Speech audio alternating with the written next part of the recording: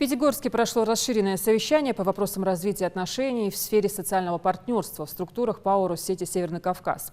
На встрече присутствовали руководители Россетей, Эры России и Всероссийского электропрофсоюза. Дана Плеева с подробностями. Подобное масштабное совещание с участием лидеров сторон социального партнерства проходит впервые. Спикерами выступили первые заместители генерального директора Россети Андрей Майоров, Лариса Романовская, председатель Всероссийского электропрофсоюза Юрий Офицеров, а также генеральный директор Россети Северный Кавказ Виталий Иванов. Компания, как крупнейший работодатель на Кавказе, обеспечивает в полной степени, а вот уже по сути дела из 1 июля, нормы отраслевого тарифного соглашения. Компания стабильна. Наши убытки, хочу отметить, они не отражаются на наших людях. Люди этого не чувствуют.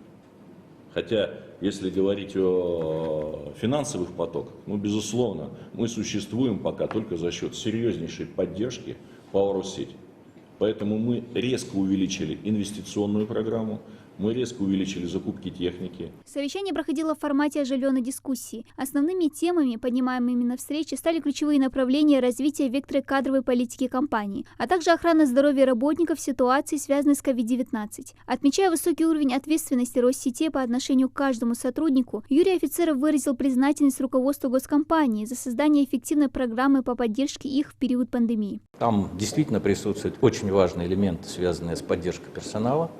Там 30% надбавки по заработной плате, там поддержка семей, там поддержка ветеранов. Он носит, этот документ, в общем-то, социальный, как минимум, характер и морально-психологический. В период пандемии нам всем нужна была психологическая поддержка.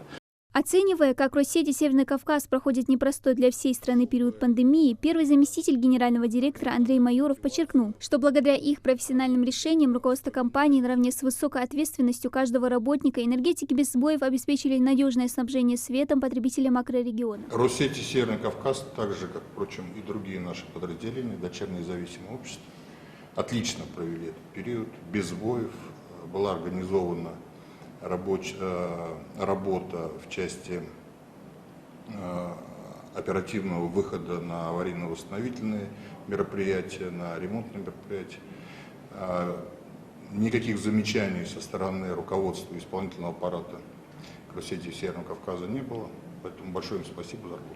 То, что Северный Кавказ – один из приоритетных макрорегионов, отмечает и первый заместитель гендиректора компании Россети Лариса Романовская. Тем не менее, в электросетевом комплексе годами копились проблемы, которые сегодня предстоит сообща решать сторонам социального партнерства. Ведь каждый энергетик Северного Кавказа обладает достаточным потенциалом для решения самых сложных профессиональных задач, уверен спикер. Это прекрасный регион, красивейший.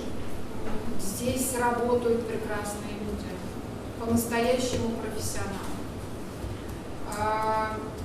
Наша задача, как руководители группы компаний, я надеюсь, вы нас в этом поддержите, сделать регион действительно лучшим с точки зрения энергоснабжения. Для того, чтобы регион стал лучшим образцом, мы должны мотивировать наших сотрудников не просто к результативной работе, а к работе по преодолению очень серьезных глубин. Для этого сотрудники должны быть мотивированы и с точки зрения развития карьеры, и с точки зрения материального дохода за свою работу. Отметим, что в этом году на Северном Кавказе будут введены в эксплуатацию новые объекты, в том числе крупные магистральные. Они окажут непосредственное влияние на надежность электроснабжения потребителей всех субъектов, входящих в СКФО. Дана Плеева, Новости 24.